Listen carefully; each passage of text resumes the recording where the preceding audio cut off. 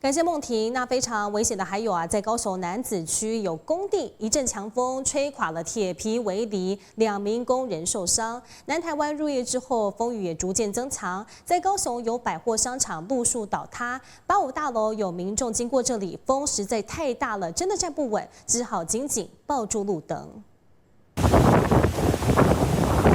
天色昏暗，风雨增强，强劲风势伴随豪雨狂炸，路人连站都站不稳。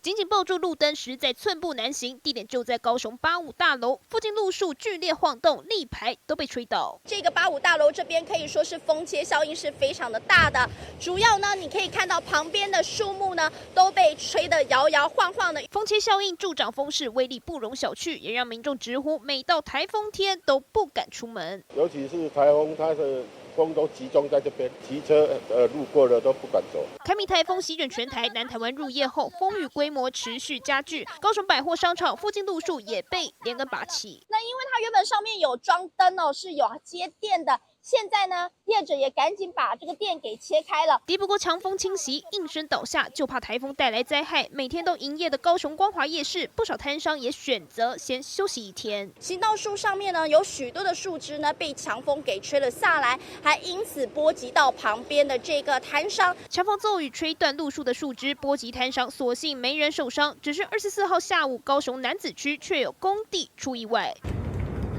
强风一阵一阵，4名工程人员撑着铁皮围篱，想要加强固定，没想到下一秒，一阵强风袭来，2人连同围篱被吹倒在地，发出巨大声响。第一名男性50岁，头部红肿淤血，意志清楚；第二名约47岁，肢体疼痛，意志清楚。所幸2人都意识清楚，送医救治。消防局也呼吁，台风天若非必要，不要外出，以免发生危险。记者高雄综合报道。